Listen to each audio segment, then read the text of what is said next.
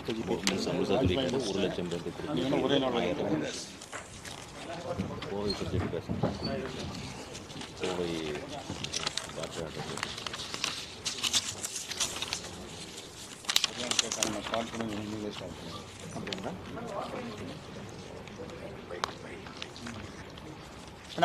அப்படி கன்டினியூ பண்ணலாமாங்கண்ணா? நம்முடைய பத்திரிகை நண்பர்களுக்கு மறுபடியும் எங்களுடைய வணக்கத்தை தெரிவித்துக் கொள்கின்றோம். நம்முடைய சட்டமன்ற குழு தலைவர் அண்ணன் நயினார் நாகேந்திரன் அவர்கள் குறிப்பாக அடல் பிஹாரி வாஜ்பாய் அவர்களுடைய 100ஆண்டு தினம் இந்த ஒரு வருடம் முழுவதுமே பாரதிய ஜனதா கட்சி விமர்சையாக கொண்டாட இருக்கின்றோம். தமிழகத்தில் நாம் என்ன செய்ய இருக்கின்றோம் என்பதை மிக தெளிவாக விவரமாக உங்களுக்கு சொல்லியிருக்கிறாங்க. அதே நேரத்தில் சில அரசியல் விஷயங்களை உங்களிடம் பேச வேண்டும் என்பதற்காக நானும் இந்த பத்திரிகையாளர் சந்திப்பில் கலந்து கொண்டிருக்கின்றேன். குறிப்பாக இன்னைக்கு பாராளுமன்றத்தில் நம்முடைய பாரத பிரதமர் ஐயா நரேந்திர மோடி அவர்கள் சொன்னபடி ஒரே நாடு ஒரே தேர்தல் அதற்கான 2 பில்களை கொண்டு வந்திருக்கிறாங்க. Bill number 275, bill number 276. ஒன்று நம்முடைய அரசியலமைப்பு சட்டம் 129th அமெண்ட்மெண்ட், 129வது அமெண்ட்மெண்ட்டு, 275வது பில். இன்னொன்று நம்முடைய யூனியன் டெரிட்டரி அவர்களுக்கு கொண்டு வந்திருக்கக்கூடிய அமெண்ட்மெண்ட் பில் 276. இது கொஞ்சம் விலாவரியாக நம்முடைய தமிழக மக்களுக்கு பத்திரிகை நண்பர்கள் மூலமாக பேச வேண்டும் என்பது எங்களுடைய ஆசை.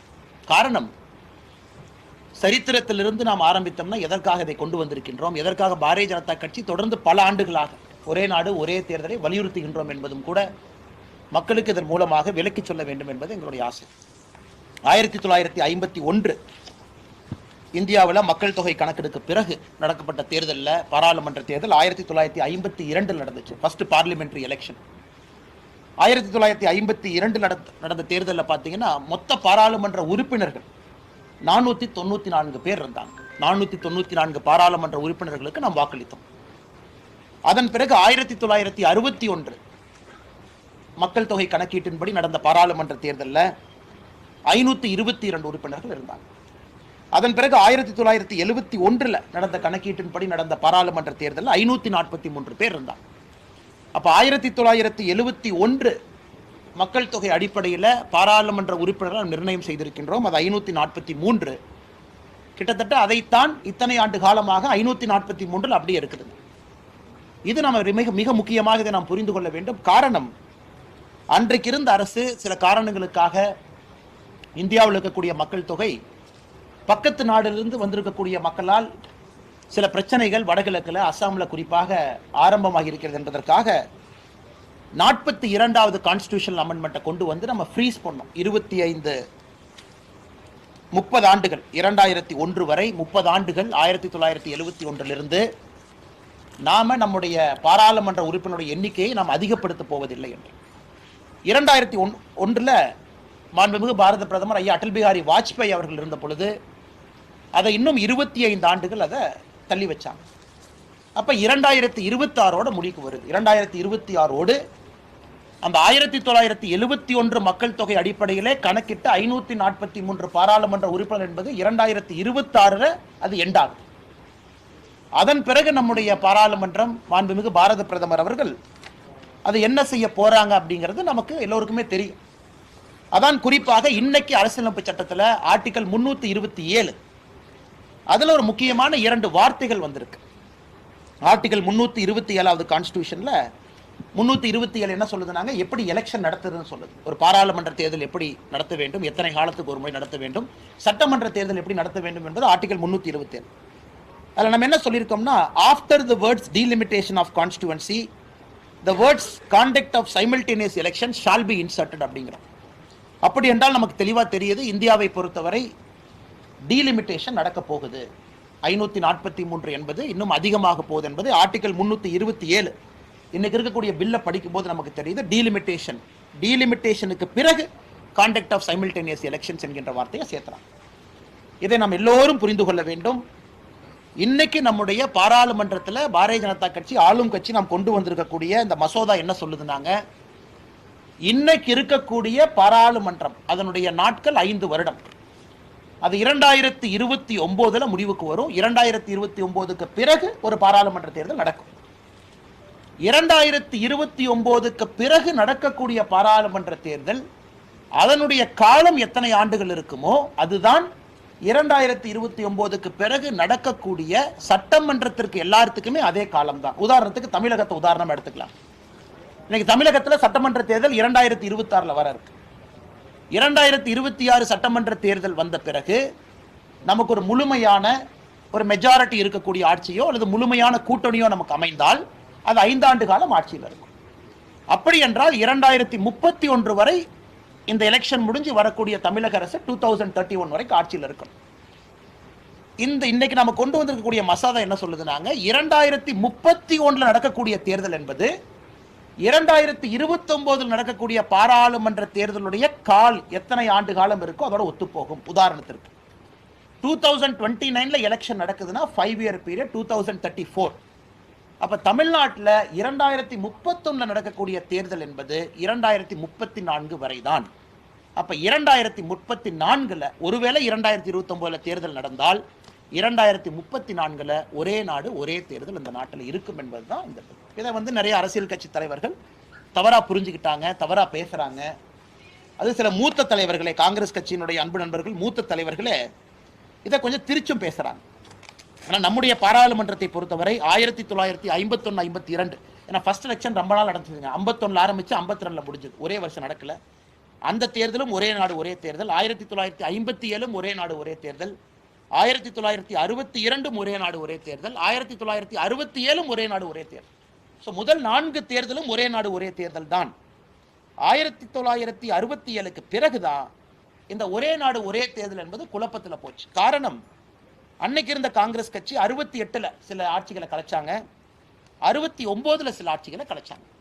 ஆட்சிகளை கலைக்க ஆரம்பித்த பிறகு இந்த தேர்தல் நேரமும் காலமும் மாறிய காரணத்தினால் மட்டும்தான் ஒரே நாடு ஒரே தேர்தல் என்பது தள்ளி போயிருக்கு. என் கையில் இன்னொன்று இருக்குதுங்க. அதாவது 2014 parliamentary standing committee on personal public grievances law and justice அவங்கள ஒரு முயற்சி பண்ணாங்க. ஒரு கமிட்டி போட்டு இந்த நாட்டில் ஒரே நாடு ஒரே தேர்தல் கொண்டு வர முடியுமா அப்படின்னு. அதனுடைய சேர்மனாக அண்ணன் சுதர்சன நாச்சியப்பன் அவங்க இருந்தாங்க. இந்த கமிட்டி 1 செப்டம்பர் 2014 நம்ம ஆட்சிக்கு வந்த பிறகு கான்ஸ்டியூட் பண்ண கமிட்டி. ராஜ்யசபால் எல்லாரும் இருந்தாங்க, லோக்சபால் எல்லாரும் இருந்தாங்க. அந்த கமிட்டியினுடைய ரிப்போர்ட் இன்னைக்கு படிச்சு பார்த்தீங்கன்னா தெரியும். கிட்டத்தட்ட 6 சிட்டிங் அந்த கமிட்டி உட்கார்ந்து அவங்க ஒரே நாடு ஒரே தேர்தல் நடத்துவதற்கான பல சாத்தியக்கூறுகள் ஆராய்ஞ்சாங்க. இது புதிதாக இன்னைக்கு ஆரம்பிச்சது இல்லைங்க. இதற்கு முன்பு பேசியிருக்கின்றோம். பாராளுமன்ற அளவில் ராஜ்யசபால ஒரு ஸ்டாண்டிங் கமிட்டி போட்டு ஆராய்ஞ்சு பார்த்தாங்க. அதுலயே நிறைய பிரச்சனைகள் சொல்லியிருந்தாங்க. இது நடத்தினா எப்படி இருக்கும், தேர்தல் இடையில ஒரு ஆட்சி கவிழ்ந்துட்டா எப்படி. அப்ப இன்னைக்கு வச்சோம்னா இன்னைக்கு ஆட்சியில் இருக்கிறவங்க பயந்துக்குவாங்களே. உதாரணத்துக்கு இன்னைக்கு ஒரே நாடு ஒரே தேர்தல் திமுக சொல்லுவாங்க, இருக்குன்னா 1.5 வருஷம் இருக்கு, ஏன் இப்ப கொண்டு வர்றீங்க, அதையெல்லாம் டிஸ்கஸ் பண்ணாங்க. ஆனா இன்னைக்கு நாம் அன்னைக்கு டிஸ்கஸ் பண்ணதுல கூட எந்த பிரச்சனையும் இல்லாம இன்னும் 5 ஆண்டு காலம் தள்ளி போயிருக்கிறோம். 2029 பீரியட் முடிஞ்சு 2029க்கு பிறகு நடக்கக்கூடிய லோக்சபா தேர்தலுடைய காலம் என்ன இருக்கோ அதோடு நம்முடைய நாடு ஒரே தேர்தல். யாருக்குமே நம்ம தொந்தரவு ஏற்படுத்தல. எனக்கு ஆட்சியில் இருக்கக்கூடிய எந்த கட்சிக்கும் தொந்தரவு இல்லை. அது ஆளும் கட்சியாக இருந்தாலும் சரி, எதிர்கட்சியாக இருந்தாலும் சரி, இன்னும் ஒரு சைக்கிள் அவங்க போகணும், இன்னும் 1 more சைக்கிள் போகணும். ஒரு முழுமையான 5 ஆண்டுகள் எல்லா ஆட்சிகளுக்கும் கிடைக்குது. அப்படி இருக்கும் பொழுது யாரை குறிவைத்து பாரதிய ஜனதா கட்சி இதை கொண்டு வந்திருக்குன்னு நம்முடைய எதிர்கட்சி நண்பர்கள் கேட்கிறாங்க. யாரை குறிவைத்தும் கொண்டு வரல. நாம் இது 2026 மையமா வைக்கல, 2028 மையமா வைக்கல, 2029க்கு பிறகு வரக்கூடிய லோக்சபாவுடைய 5 ஆண்டு காலத்தை வச்சிருக்கோம். அதனால் தமிழகத்தில் இருக்கக்கூடிய நம்ம எல்லா அன்பு சொந்தங்களுக்கும் தெரியும். இது நம்முடைய முன்னாள் தமிழகத்தினுடைய முதலமைச்சர் மாண்புமிகு ஐயா கலைஞர் கருணாநிதி அவர்கள் நெஞ்சுக்கு நீதி புத்தகத்தில் அதை பற்றி எழுதியிருக்கிறாங்க. ஒரே நாடு ஒரே தேர்தல் எதற்காக வேண்டும், ஒரே நாடு ஒரே தேர்தலை கொண்டு வந்தால் எப்படி இந்த நாட்டில் குறிப்பாக டெவலப்மெண்ட் ஓரியன்டட் பாலிடிக்ஸ் வரும். அதனால் பத்திரிகையாளர் சந்திப்பில் மிக முக்கியமாக இன்று பாரதிய ஜனதா கட்சி சார்பாக நாங்கள் சொல்லிக்கொள்வது, ஒரே நாடு ஒரே தேர்தல் என்பது மக்களுடைய வரவேற்பை பெற்றிருக்கு. பாரதிய ஜனதா கட்சியினுடைய எலெக்ஷன் மேனிஃபெஸ்டோ 2024 அதற்கு முன்பும் இருந்திருக்கு. முன்னாள் ஜனாதிபதி ஐயா ராம்நாத் கோவிந்த் அவர்கள் தலைமையில் இதற்காக ஒரு குழு அமைச்சு அந்த குழு இந்தியா முழுவதும் கருத்துக்களை கேட்டிருக்காங்க. High level committee under the chairmanship of Shri Ramnath Kovind அவர்கள்.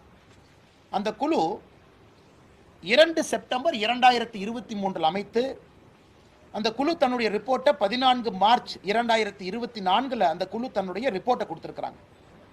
அந்த ரிப்போர்ட்டை படித்து பார்த்தாவே தெரியும், இந்தியாவில் பஞ்சாயத்து தலைவர்களிலிருந்து முன்னாள் பிரதமர்கள் வரை எல்லாருடைய ஒப்பீனியனையும் வாங்கி அதையெல்லாம் ஒரு கருத்தாக கொண்டு வந்து மத்திய அரசு கொடுத்த பிறகு கேபினெட்டில் ஒரே நாடு ஒரே தேர்தலுக்கான பில்லை கொண்டு வந்து இன்னைக்கு பாராளுமன்றத்தில் கொண்டு வந்து, அப்படி என்றால் ஜனநாயக முறைப்படி இது நடந்திருக்கு.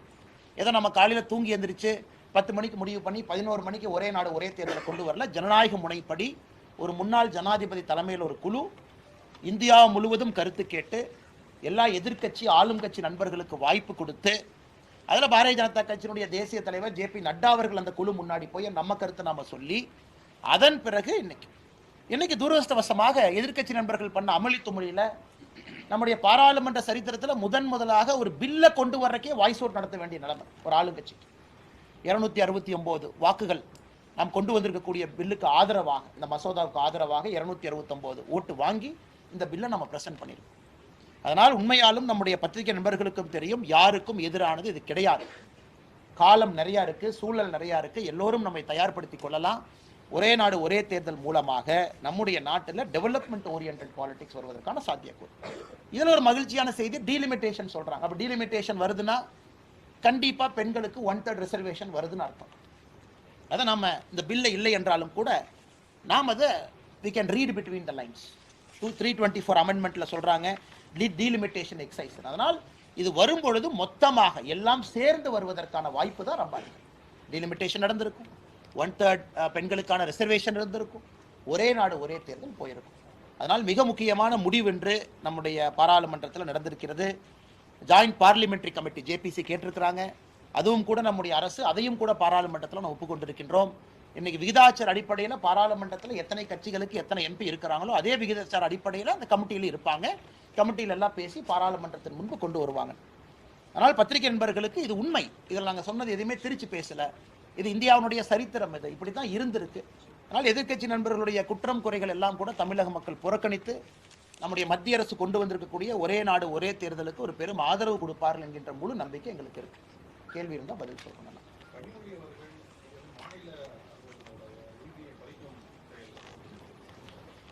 சகோதரி கனிமொழி அவர்கள் வந்து ஒரு நீண்ட நெடிய அனுபவம் இருக்கக்கூடிய பார்லிமெண்டேரியன், நிறைய முறை பார்லிமெண்ட்டுக்கு எலெக்ட் ஆகிருக்கிறாங்க, லோக்சபாவில் இருந்திருக்கிறாங்க, அக்காக்கு ப்ரொசீஜர் தெரியும். அதனால் என்னுடைய ஒரே ஒரு வேண்டுகோள் அக்கா கனிமொழி அவர்களுக்கு, எந்த விதத்தில் இது மாநில உரிமையை பறிக்கிறாங்கன்னு அக்கா சொல்லணும். இது வந்து இதற்கு முன்பு 4 தேர்தல் ஒரே நாடு ஒரே தேர்தல் நடந்திருக்கு. இன்னைக்கு இருக்கக்கூடிய எந்த அசம்பிளிக்கும் பிரச்சனை இல்லை. தமிழ்நாட்டில் இருக்கக்கூடிய அசம்பிளியும் இன்னும் 5 ஆண்டுகள் முழுமை பெறும். 2026 எலெக்ஷன் 31 வரைக்கும் போகுது. மாநிலத்தினுடைய உரிமை யார் பறிக்கிறாங்க? எங்கேயும் கூட மாநிலத்தில் இருக்கக்கூடிய கட்சிகளை நசுக்கல. ஆனால் சகோதரி கனிமொழி அவர்களுக்கு நிச்சயமாக தெரியும், அரசியலுக்காக மட்டும் அவங்க பேசலாம். ஆனால் எங்கேயும் கூட மாநிலத்தினுடைய உரிமையை பறிக்காம ஒரே நாடு ஒரே தேர்தல் என்பது இந்தியா முழுவதும் ஒரே கல்ச்சர்னு யாரும் சொல்ல வரது. கல்ச்சரல் டிஃப்ரென்சஸ் இருக்கு, வேற்றுமையில் ஒற்றுமை இருக்கு. நாம் ஒரு மாதிரி இருக்கோம், கர்நாடகாவில் ஒரு மாதிரி இருக்காங்க, ஆந்திராவில் ஒரு மாதிரி இருக்காங்க. 51 அப்படித்தான் இருந்தாங்க, 61 அப்படித்தான் இருந்தாங்க, 67 அப்படித்தான் இருந்தாங்க.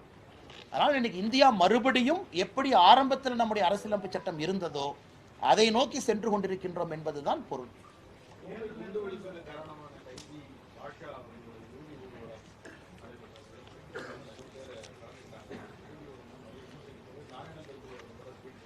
ஆனால் இது வந்து ரொம்ப கண்டிக்கத்தக்கது. பாரதிய ஜனதா கட்சி சார்பாக நம்முடைய மாநிலத்தினுடைய துணைத் தலைவர் அண்ணன் நாராயண திருப்பதி அவர்கள் நம்முடைய அதிகாரப்பூர்வமான ஸ்டாண்ட் அவங்க சொல்லியிருக்கிறாங்க.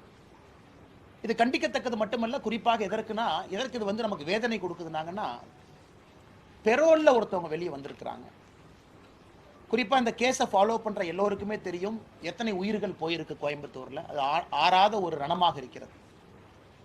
ஆனால் இன்னைக்கு அரசியல் கட்சியினுடைய தலைவர்கள் அது ஒரு ட்வீட் போட்டு ஒரு மாட்டியர் மாதிரி அதை மாற்றி காட்டி, காவல்துறையும் கூட முன்னும் ஒரு பிஜேபி 10 பேர் சேர்றாங்கன்னா அனுமதி கொடுக்காத காவல்துறை எப்படி இத்தனை பேர் சேர்வதற்கு அனுமதி கொடுக்குறாங்க? அப்போ டிஎம்கே கவர்மெண்ட் வந்து அப்பீஸ்மெண்ட் பாலிடிக்ஸுடைய உச்சத்தில் இருக்கிறாங்க. அப்பீஸ்மெண்ட் பாலிடிக்ஸுடைய உச்சம் இன்னைக்கு கோவை மாநகரில் மறைந்த திரு பாஷா அவர்களுடைய பூத உடலுக்கு அவங்க எப்படி கொண்டு போக அலோ பண்ணாங்க, அதை எவ்வளவு கம்யூனல் டென்ஷன் அதை உருவாக்கும். இப்போ தான் கோயம்புத்தூரில் பல விஷயங்கள் நடந்து என்னைய மல்டிபிள் சார்ஜ் ஷீட் போட்டு அமைதி திரும்பி கொண்டிருக்கிறது. அதனால் திமுக அவர்கள் தெளிவாக இருக்க வேண்டும். அரசில் இருக்கும் பொழுது எதை வேரோடு அறுக்க வேண்டும்? தீவிரவாதத்தை வேரோடு அறுக்கணும். மற்ற இடத்துல ஒரு இண்டோர் மீட்டிங் நடத்துறாங்க, எல்லோருக்கும் அனுமதி இருக்கு. இது ஊர்வலம் என்பது இன்னைக்கு நாங்கள் அதிகாரப்பூர்வமாக கொடுக்கல, சேர்ந்துட்டாங்க, நாங்கள் என்ன பண்றது?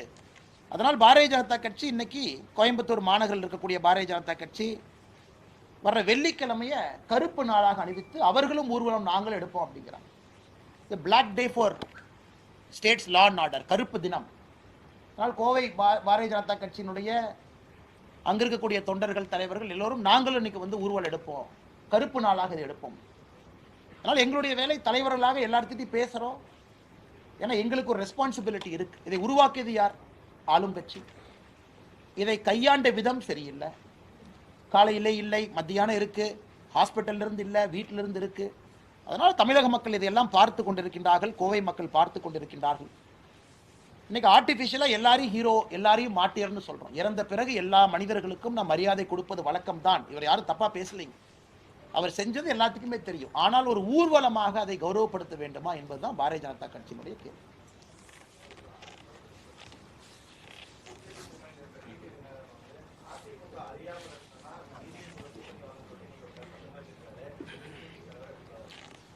அது டிடிவி தினகரன் வந்து அவங்களுடைய கருத்தை உங்கள்கிட்ட சொல்லியிருக்கிறாங்கன்னா, பாரதிய ஜனதா கட்சியை பொறுத்தவரை உங்களுக்கு தெரியும், நம்முடைய கூட்டணியில், தேசிய ஜனநாயக கூட்டணியில் அண்ணன் டிடிவி தினகரன் அவர்கள் மிக மிக முக்கியமான ஒரு தலைவர், வலிமையான ஒரு தலைவர். அவர் எதற்காக அந்த இயக்கத்தை நடத்துறாங்கன்னு எல்லாத்துக்குமே தெரியும். அதே நேரத்தில் அண்ணன் சொல்ல கருத்து என்னன்னா, இன்னைக்கு அதிமுக எந்த நிலைமையில் இருக்கு? அண்ணன் எடப்பாடி பழனிசாமி அவர்கள், மதிப்புக்குரிய எதிர்க்கட்சி தலைவர் அவர்கள், உங்க கட்சியை பத்தி பேசுங்கன்னா பொதுக்குழுல பிஜேபி பத்தி பேசிட்டு இருக்கிறாங்க. உங்க கட்சி எப்படி வளர்க்கணும், உங்க கட்சி எப்படி கொண்டு போகணும்னு பேசுங்கன்னா, அண்ணன் வந்து பிஜேபி வாங்கின வாக்கு சதவீதம் என்ன, 2004 என்ன, பொலிட்டிக்கல் கன்சல்டன்ட் மாதிரி பிரசாந்த் கிஷோர் தான் எங்க ஆஃபீஸ்ல பவர் பாயிண்ட்லாம் கொடுக்கும்போது அந்த மாதிரி கொடுப்பாங்க. இன்னைக்கு மதிப்புக்குரிய எதிர்க்கட்சி தலைவர் என்ன அதெல்லாம் பேசுறாங்க. ஸோ எந்த அளவுக்கு இன்னைக்கு பிஜேபியினுடைய வளர்ச்சி பல மனிதர்களுக்கு பிரச்சனை ஏற்படுத்தி இருக்கிறது என்பது எதிர்க்கட்சி தலைவர் மதிப்புக்குரிய அண்ணன் எடப்பாடி பழனிசாமி அவருடைய நேற்றைய பேச்சு நம்ம காட்டுது. நாங்கள் எங்கேயுமே எங்களுடைய வளர்ச்சியை மட்டும்தான் பேசுகிறோமோ தவிர, இந்த கட்சி இப்படி இருந்துச்சு, 2010 இப்படி, 15 இப்படின்னு பேசலாம். அதனால் அண்ணன் தினகரன் அவர்கள் பேசியிருப்பது அவங்களுடைய கருத்தை அதிமுக எப்படி பார்க்குறாங்க அப்படின்னு அவங்க பார்க்குறாங்க. எங்களை பொறுத்தவரை ஒரு வித்தியாசமான ஒரு பாதையில் தமிழகத்திற்கு மாற்று அரசியல் வேண்டும் என்று தேசிய ஜனநாயக கூட்டணி போயிட்டு இருக்கோம்.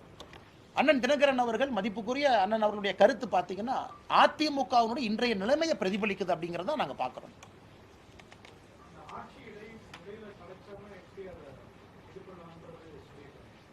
ஆமாங்கண்ணா.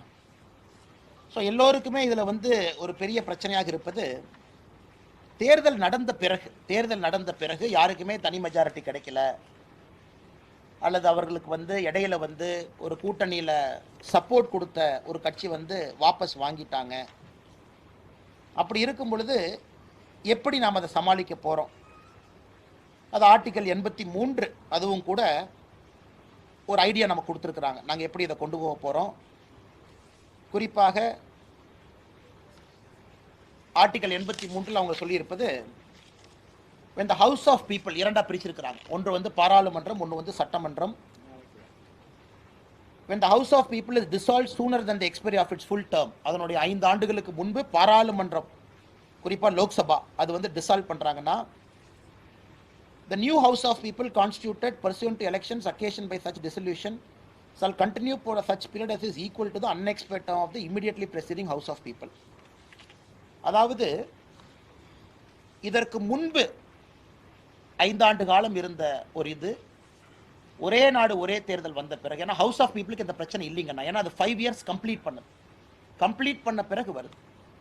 அதன் பிறகு யாராச்சும் ஒருத்தவங்க வாபஸ் வாங்கிட்டாங்க அப்படின்னா, அந்த period is equal to the unexpired term of the immediately preceding house of people அப்படிங்கிறாங்க. ஸோ நம்ம என்ன சொல்ல வரோம்னாங்கன்னா, பெர்ஃபெக்டாக இதில் ஆன்சர் இருக்குன்னு சொல்கிறத விட, எல்லோருக்கும் தேர்தல் போகிறதுக்கு முன்னாடியே தெரியும் இது நடந்தால் இதுதான், இது நடந்தால் இதுதான். ஆனால் தேர்தலை பொறுத்தவரை 5 ஆண்டுகளுக்கு ஒரு முறை தான் நடக்கும். அதனால் இன்னைக்கு யாருக்குமே வந்து தேர்தல் போவதற்கு முன்பு நமக்கு பிரச்சனை இருக்கு அப்படின்னு நம்ம யாருமே சொல்லிங்கன்னா, அதுவும் குறிப்பாக மிட் டேர்ம் எலெக்ஷன் ஒரு வார்த்தையை பயன்படுத்துகிறாங்க. மிட் டேர்ம் எலெக்ஷனுக்கு ஒரு வாய்ப்பு இருக்கு.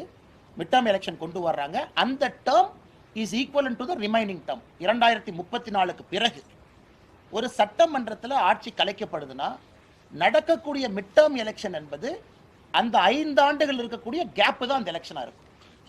2034 தமிழ்நாடு எலெக்ஷனுங்கண்ணா 2039 வரைக்கும் 37 ஆட்சி கலைஞ்சிருச்சு. 37 நடக்கக்கூடிய மிட் டேர்ம் எலெக்ஷன் 2 வருஷத்துக்கு தான் அந்த எலெக்ஷன் இருக்கும்.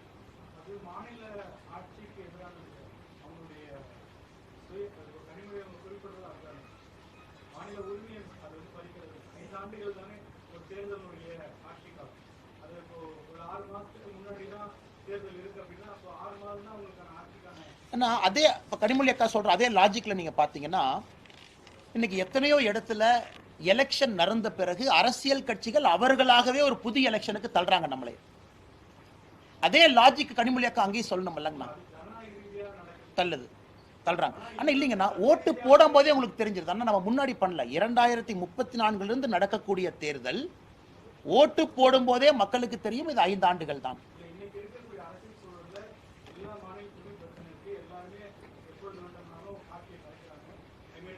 ஒரே நாடு ஒரே தேர்தல் காரணங்கன்னா அடிப்படையில் இதை செய்யக்கூடாது என்பதற்காகத்தான். இப்ப 2037 ஒரு எலெக்ஷன் நடக்குதுன்னா அது 2 ஆண்டுகளுக்கு மட்டும்தான் தெரிஞ்சுதான் மக்கள் ஓட்டு போட போறாங்கன்னா. அந்த 2037 தேர்தலில் போடுறவங்க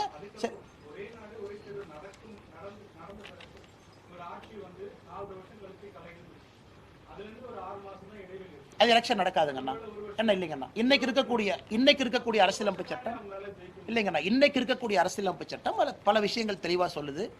6 மாத காலம் தான் அடுத்த எலெக்ஷனுக்கு நேரம் இருக்குன்னா எலெக்ஷன் நடத்த போறது இல்லை. 1 வருடம் தான் இருக்குண்ணா. ஆனா நம்ம 1 வருஷம் 3 மாசம் 1 வருஷம் 6 மாசம் நம்ம இழுத்துக்கலாங்கண்ணா. பட் ஒரு விஷயத்தை நம்ம புரிஞ்சுக்கணும், 2034க்கு பிறகு நடக்கக்கூடிய தேர்தல் மிட் டேர்ம் எலெக்ஷன் நடந்தா 5 ஆண்டு பீரியட் தான், அதுக்குள்ளதான் அந்த எலெக்ஷன் நடக்க முடியுங்கிறது தெளிவா இருக்கும். ஏன்னா அண்ணா எப்படி அந்த மாநில உரிமை படிக்கிறாங்க? ஏன்னா அண்ணா ஒரு நிமிஷம், லோக்சபாக்கு இதே பிரச்சனை தானே. இவங்க மாநிலம்னு சொல்றாங்க, நான் மத்தியன்னு சொல்றேன். சார் 2034 அமையக்கூடிய மத்திய அரசு அது 2036 டிசால்வ் ஆகுதுன்னா அந்த அரசுக்கு நடக்கக்கூடிய தேர்தல் 2039 தானேங்கண்ணா. பெரிய ஆபத்து இல்லையாங்கண்ணா? அண்ணா தேர்தல் நடக்கும் வரை என்ன ஆபத்துங்கண்ணா? நாட்டில் ஒரு தேர்தல் நடக்கும் வரை என்ன ஆபத்துங்கண்ணா?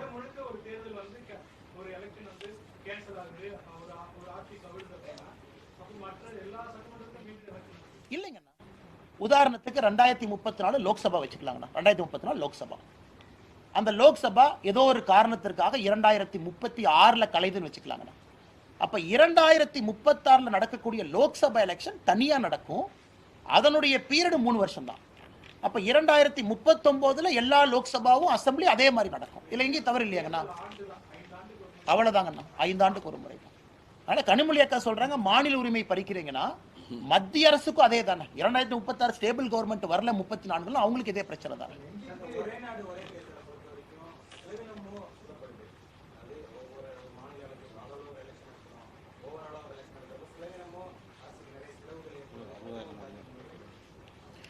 டிஆர் பாலு ஒன்னு பாராளுமன்றத்தில் ஒரு நம்பர் பயன்படுத்தினாங்க சொல்றாங்க. டிஆர் பாலு ஒன்னு ஒரு நம்பர் பயன்படுத்தினாங்க. 10,000 கோடி ரூபாய் ஒரே நேரத்தில் நம்ம நடத்துறோம். அப்ப நாம இவிஎம் மிஷின் ஒரே நேரத்தில் வாங்கணும். ஆனால் இதாக இருந்தால் இவிஎம் மிஷின் ரொட்டேட் பண்ணுறீங்க. இன்றைக்கி ஒரு ஸ்டேட்டில் நடக்கும், 6 மாதம் கழிச்சு ஒரு ஸ்டேட்டில் நடக்கும். ஸோ டிஆர் பாலனுடைய கருத்து என்ன, ஒரே நேரத்தில் நீங்கள் நடத்துறதுனால அவ்வளோ இவிஎம் வேணும். அண்ணா நாம் சொல்கிறது நாட்டினுடைய பொருளாதாரத்தை யோசிச்சு பாருங்கள். இன்றைக்கி நீங்கள் ஒரு வருஷமும் 6 தேர்தல் நடத்துகிறீங்க. 3 மாதம் மாடல் கோட் ஆஃப் கான்டக்ட், பிரதமர்லேருந்து முதலமைச்சர்லேருந்து தேர்தல் பிரச்சாரத்துக்கே 3 மாதம் ஒதுக்கிடுறாங்க ஒரு வருஷத்துக்கு. மாடல் கோட் ஆஃப் வரும்போது பல விஷயத்தை அனௌன்ஸ் பண்ண முடியாத நிலைமை சென்ட்ரல் கவர்மெண்ட்டுக்கு இருக்குது, ஸ்டேட் கவர்மெண்ட்டுக்கு இருக்குது. இது $4 trillion எக்கானமியினுடைய பொருளாதார இழப்பு பாருங்கண்ணா. இவிஎம் பொறுத்த வரைக்கும் ஒன் டைம் இன்வெஸ்ட்மெண்ட் பண்ணுறீங்க, 15 வருஷத்துக்கு ஒரு முறை அதை மாற்றணும். டிஆர் பாலு பேசுகிற பேச்சுலதே சொல்கிறேங்கண்ணா.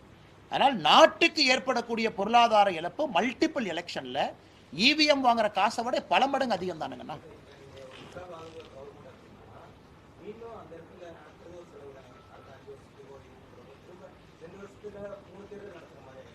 அண்ணே நம்ம அண்ணா ஒரு விஷயத்தை பார்ப்போங்கன்னா, எத்தனை முறை டிசால்வ் ஆயிருக்கும் ஒரு ஆவரேஜ் எடுப்பாங்கண்ணா. இப்போ நம்ம பேசும்பொழுது கடந்த 20 ஆண்டுகளில் இந்தியாவில் எத்தனை முறை டிசால்வ் ஆயிருக்கு, அத்தனை முறை ஆகலிங்கண்ணா. ஆகுவதற்கு வாய்ப்பு இருக்கு. பட் 1, 2, 3, 4 முறை ஆவதற்காக இத்தனை பேர்த்துக்கு நல்லது நடக்கக்கூடிய ஒரு ப்ரொபோசலை நம்ம கொண்டு வராமல் இருந்தால் தவறாக போயிருமில்லங்கண்ணா. அதாவது நடக்குது இல்லைன்னு சொல்ல, நீங்க சொல்ற மாதிரி வருஷத்துக்கு 6 டிசால்வ் ஆகுதா? இல்லை, டிசால்வ் எப்போவாச்சும் ஆகுதுங்கண்ணா. இல்லை அசம்ஷன் என்ன, 5 ஆண்டுகளுக்கு ஒரு முறை சிங்க்ரனைஸ் ஆக ஆக ஆக ஆக அதுவும் நம்ம இவ்வளவு நேரம் கொடுத்து நடத்தும் பொழுது நாட்டினுடைய பொருளாதாரம் இன்னும் வலிமை பெறும் என்பதுதான் நம்ம சொல்றாங்கன்னா அதை வந்து ராம்நாத் கோவிந்த் அவர்கள் ரிப்போர்ட்லயே ஆர்கியூ பண்ணியிருக்காங்க. இதனால என்ன லாபம் வருங்கிறத ஆர்கியூ பண்ணியிருக்காங்க அவங்க.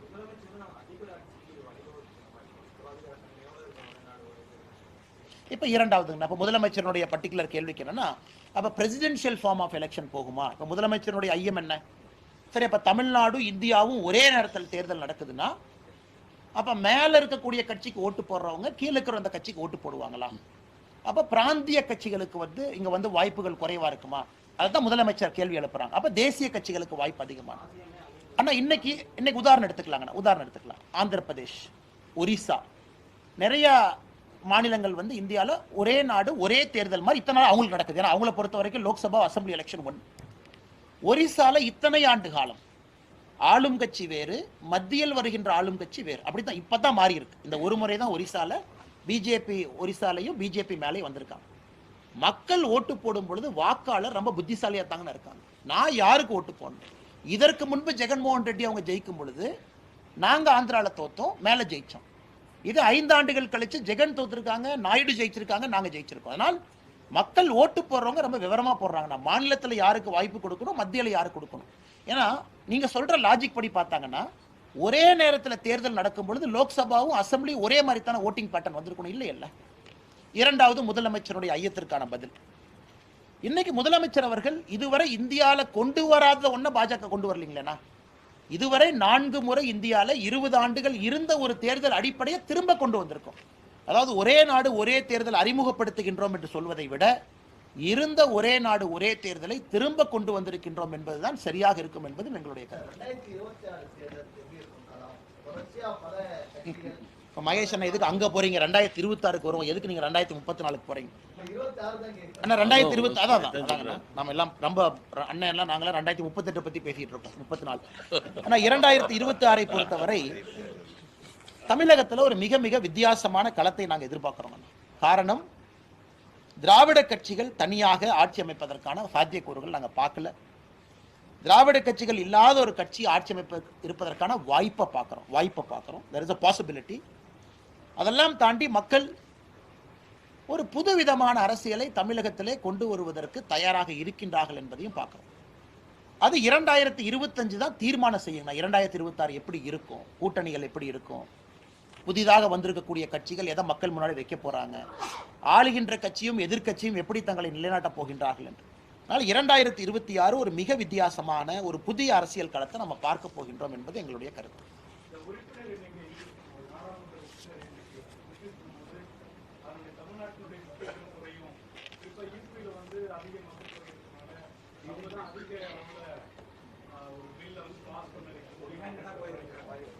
நாங்கள் இதை பற்றி எங்களுடைய கருத்தை வந்து பாரதிய ஜனதா கட்சி தமிழ்நாடு பல இடத்துல நாங்கள் சொல்லியிருக்கோங்கண்ணா. அதாவது வெறும் பாப்புலேஷன், வெறும் மக்கள் தொகை என்பதை மட்டும் அடிப்படையாக வைத்து ஒரு டீலிமிட்டேஷன் நடக்குது அப்படின்னா, குறிப்பாக நம்முடைய தென்னிந்தியாவில் இருக்கக்கூடிய மாநிலங்கள் எல்லாமே ரொம்ப நாளைக்கு முன்னாடியே மக்கள் தொகை கட்டுப்பாடுக்கெல்லாம் வந்துருச்சு. டோட்டல் ஃபர்டிலிட்டி ரேஷியோ 2.1 கீழே வந்துருச்சு. ஸோ அப்படி இருக்கும் பொழுது தென்னிந்தியாவில் இருக்கக்கூடிய நம்முடைய மாநிலங்களுக்கு அதனால் பிரச்சனை ஏற்படுமா அப்படிங்கிற ஐயம் பல பேர்த்துக்கு ஏற்பட்டிருக்கு. பிரதமர் அவர்கள் எங்கேயும் சொல்லவில்லை டீலிமிட்டேஷன் வரும் பொழுது population will be the only basis. நான் பல இடத்துல டீலிமிட்டேஷன் ஜியோகிராஃபி வச்சிருக்கு, நிலப்பரப்பை வச்சிருக்கு. அதனால் எங்களுக்கு தீர்க்கமான நம்பிக்கை இருக்கு. பாரதிய ஜனதா கட்சி, பாரத பிரதமர் நரேந்திர மோடி அவர்களை பொறுத்தவரை நிச்சயமாக யாருக்குமே அநியாயம் நடக்காது. இல்லை நாங்கள் வந்து ப்ரோக்ரஸிவ் ஸ்டேட்ஸாக இருக்கிறோம், நாங்கள் 20 வருஷமாக இப்படி இருக்கோம், அப்படி இருந்தாலும் கூட, அது உண்மை இருந்தாலும் கூட நாங்கள் தெளிவாக இருக்கின்றோம். பாரதிய ஜனதா கட்சி தொண்டர்களாக, தலைவர்களாக நிச்சயமாக அது போன்று எந்த ஒரு மாநிலத்திற்கும் பாதிப்பு இருக்காது. இப்போ அதுக்கு நம்ம பொறுத்து இருக்கணும். ஃபர்ஸ்ட் சென்சஸ் நடக்கணுங்கண்ணா, சென்சஸ் நடக்கணும். அது 1 வருஷம் 3 மாதம் ப்ராசஸ். அதன் பிறகு டீலிமிட்டேஷன் கமிட்டி போடணும். அந்த கமிட்டி இதே மாதிரி நம்மகிட்ட ஒப்பீனியன் கேட்பாங்க. தமிழ்நாட்டிலேருந்து நம்ம ஒப்பீனியன் சொல்லுவானே, பாப்புலேஷன் மட்டும் பேசிஸ் வேண்டாம், ஜியோகிராஃபி வைங்க, அதை வைங்க, இதை வைங்க எல்லாம் சொல்லுவோம். ஏன்னா நமக்கும் சாதகமாக இருக்கணும், இன்னொரு மாநிலத்துக்கு சாதகமாக இருக்கணும், அல்லது நமக்கு சாதகமாக இல்லாமல் போவதற்கு வாய்ப்பு இருக்கக்கூடாது. அதனால் அதுக்கு ஒரு ப்ராசஸ்ங்கன்னா நிச்சயமாக அது நடப்பதற்கு வாய்ப்பு இல்லை என்பது எங்களுடைய தீர்க்கமான.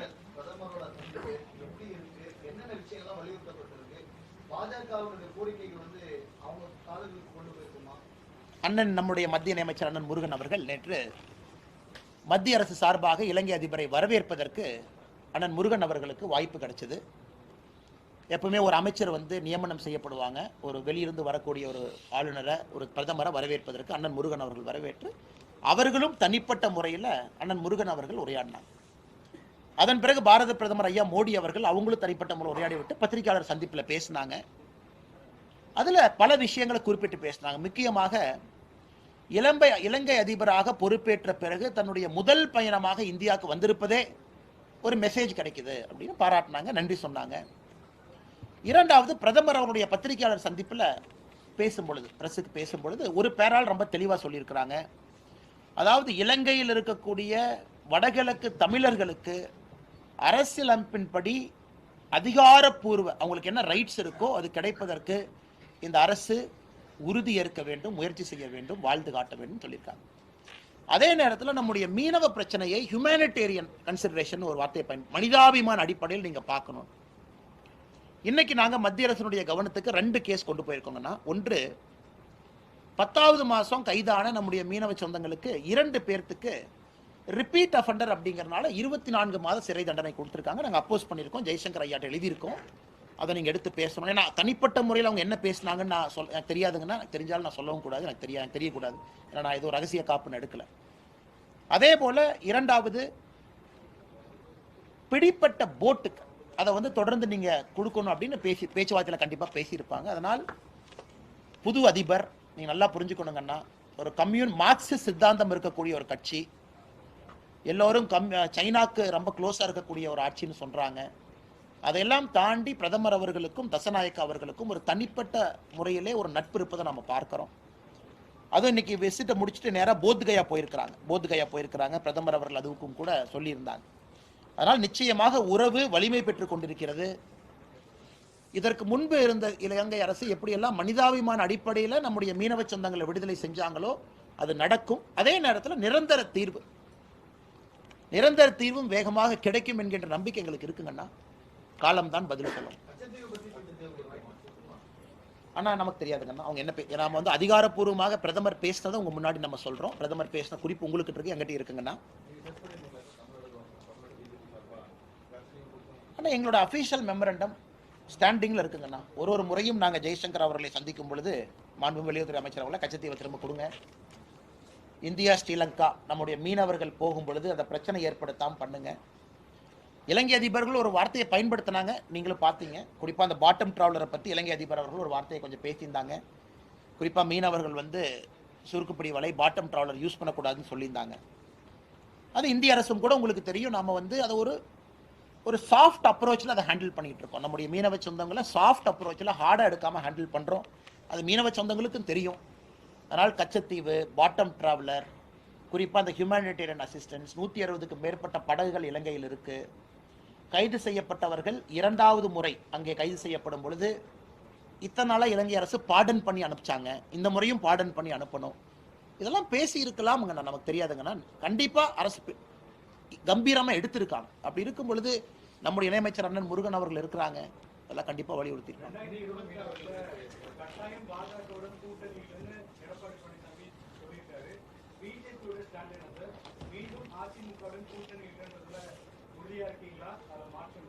நம்மகிட்ட ஒரு வலிமையான கூட்டணி இருக்குங்கண்ணா, வலிமையான கூட்டணி நம்மகிட்ட இருக்கோம்னா, அதாவது நான் ஒரு கட்சி பேரை எடுத்து பேசுவதை விட இன்னைக்கு தமிழ்நாட்டினுடைய அரசியல் களம் மாறி இருக்கு. நம்மகிட்ட ஒரு வலிமையான கூட்டணி இருக்கு, எல்லாம் இணக்கமா இருக்கும். ஆனால் யாருக்கும் எந்த பிரச்சனை இல்லாமல் தமிழக மக்கள் 2024 தேர்தலையே மும்முனை போட்டியை பார்த்துருக்குறாங்க. 2025 பொறுத்திருந்து பார்ப்போம். தேசிய தலைவர்கள் இருக்கிறாங்க, அவங்களுக்கு ஒரு தேசிய சிந்தனை இருக்கும். பாரதிய ஜனதா கட்சியினுடைய தலைவர்கள் இங்கே இருக்கிறாங்க, எல்லோருக்கும் ஒரு சிந்தனை இருக்குது எப்படி கொண்டு போகணும்னு. அதற்கான நேரமும் காலமும் ரொம்ப தூரம் இருக்குங்கண்ணா. நான் மாற்றம் இருக்குன்னு நீங்க சொல்லிங்கண்ணா, நான் சொல்வது நேரமும் காலமும் ரொம்ப தூரம் இருக்குன்னு சொல்றேன். நான் இப்ப கூட எடப்பாடி அண்ணனை பத்தி என்ன சொன்னாங்கன்னா, எடப்பாடி அண்ணனை பத்தி என்ன சொன்னா, அண்ணன் அவரு மேடையில் அவரு கட்சியை பத்தி பேசும்போது கூட பிஜேபி பத்தி பேசுறாரு. 2014 இப்படி, 19 இப்படி, 24 இப்படி. அதனால பிஜேபியை பொறுத்தவரை நாங்க தெளிவா இருக்கோம். தமிழகத்துல திமுக ஒழிக்கப்பட வேண்டும் என்பதில் எல்லாருமே தெளிவா இருக்கணும். வர்றங்கண்ணா, இப்ப திமுக ஒழிக்கப்பட வேண்டும்னா இப்ப நீங்க எல்லாம் ஒன்னா சேர்ந்தா தான் ஒழிக்க முடியுமா, இல்ல நீங்க இருக்கிற கூட்டணியை வலிமைப்படுத்தினாலும் ஒழிக்க முடியுமா? எல்லாமே பாசிபிலிட்டி தாங்கண்ணா. நாங்கள் எங்கள் கட்சியை வளர்க்கிறோம், ஆளும் கட்சியை எதிர்த்து பேசுறோம், செய்யற தவிர மக்கள் மன்றத்தில் வைக்கிறோம்.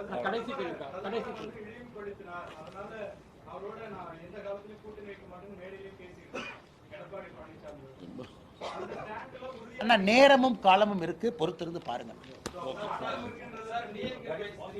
அதுதான் பதில். அண்ணே டிஎம்கே ஃபைல் 3 அண்ணே சென்னையில் வெளியிடுறோங்க அண்ணே 2025 ஆரம்ப கட்டத்தில். ஏன்னா வால்யூம் ஆஃப் டேட்டா வந்து ரொம்ப பெருசுங்கண்ணா, எல்லாம் ஆர்டிஐ போட்டு தனித்தனியாக எடுத்து கொஞ்சம் நேரம் ஆகுங்கண்ணா. பட் உறுதியாக அதை பண்ணும்.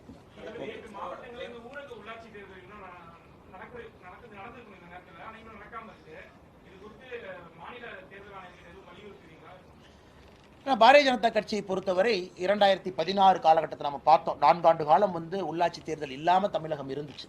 அதில் என்னாச்சுன்னா அந்தந்த கவர்மெண்ட் ஆஃபீஸர் பவர் எடுத்துக்கிட்டாங்க, மக்கள் பிரதிநிதிகள் இல்லாமல் 4 ஆண்டுகள் இருந்தாங்க. குறிப்பாக ஊரக உள்ளாட்சி, கீழே உள்ளாட்சி. இன்னைக்கு டேர்ம் ஜனவரி 5 ஜனவரி 5 முடிவுக்கு வர இருக்கு. அதனால் பாரதிய ஜனதா கட்சியை பொறுத்தவரை உள்ளாட்சி தேர்தல் நடத்தணும். ஏன்னா நீங்கள் வந்து ஒரே நாடு ஒரே தேர்தலுக்கே எதிர்க்கட்சி நண்பர்கள் இவ்வளோ பேச்சு பேசுகிறாங்க. அதனால உள்ளாட்சி தேர்தல் நடக்கணும், 2026 அசம்பிளி தேர்தல் நடக்கணும், வேகமா நடக்கணும், வலியுறுத்துவோம். இப்ப ஈரோடு கிழக்குல போய் தேர்தல்னு சொன்னா மக்கள் மேலங்களையும் பாக்குறாங்க. எத்தனை டைம் சொல்வதை விட